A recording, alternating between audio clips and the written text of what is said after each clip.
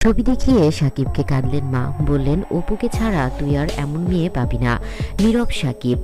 বাংলাদেশের সুপারস্টার সাকিব খান, যার নামের সাথে জড়িয়ে আছে আলো, ক্যামেরা আর হাজারো ভক্ত, কিন্তু আজ এই মানুষটাই ভেঙে পড়েছেন মায়ের সামনে। কারণ আজ কথা হচ্ছে সংসারের অপু বিশ্বাসের। সাকিব চুপচাপ বসে আছে। মা আলমারি খুলে ধীরে ধীরে একটি পুরনো ছবি বের করলেন।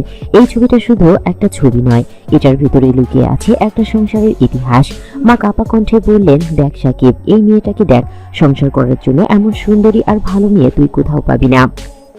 মা আবারও বললেন, অপুকে ছাড়া আর এত সুন্দর, এত সহন শক্তি মেয়ে তুই পাবি না। এই মেয়ে আমাদের ঘরের আলো ছিল রে। একজন মায়ের চোখে অপু বিশ্বাস শুধু একজন নায়িকা নন, তিনি ছিলেন সংসারের খুঁটি। সাকিবের মাথা নিচু করে বসে আছেন, চোখে জল কিন্তু মুখে কোনো কথা নেই। এই প্রথম সাকিব খান চুপ, কোনো সংলাপ নেই, কোনো রাগ নেই, শুধু অনুশোচনা। সাকিব খানের মা বললেন, তুই যত বড়ই তারকা হোস না কেন, সংসার ভাঙলে কেউ শান্তি পায় না বাবা। একসময় ভালোবাসা, বিয়ে, সন্তান সবকিছু, কিন্তু ভুল বোঝাবুঝি, অহংকার আর তৃতীয় একজনের আগমনে ভেঙে যায় সব।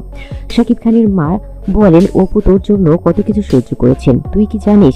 মিডিয়ার কথা শুনে সংসার ভাঙিস না বাবা। সাকিব খানের মা বললেন, জয়ের দিকে তাকিয়ে দেখ, ওর চোখে আজও তুই নায়ক। একটা সন্তান শুধু বাবার নাম নয়, বাবার ছায়াও চায়। এই কথাগুলো শোনার পর সাকিব আর নিজেরকে ধরে রাখতে পারলেন না। সাকিব ধীরে ধীরে বললেন, মা আমি ভুল করেছি, অপু সত্যিই ভালো ছিল, আমি বুঝতে দেরি করে ফেলেছি। এই স্বীকারোক্তি কি সবকিছু বদলে দিবে, নাকি সব আবার খুব দেরি হয়ে গেছে? সাকিব খানের মা বললেন, সংসার একবার করবার জন্য অপুর মতো মেয়ে আর পাবি না। সাকিব, এখনো সময় আছে, ভেবে দেখ। এই কথার পর ঘরে নেমে আসে নীরবতা। শুধু দেয়ালে ঝুলে থাকা ছবিটা যেন সব কথা বলে দেয়। সাকিব কি আবার ফিরবে অপুর কাছে, নাকি এই গল্পের এখানেই শেষ? আপনাদের কি মনে হয়?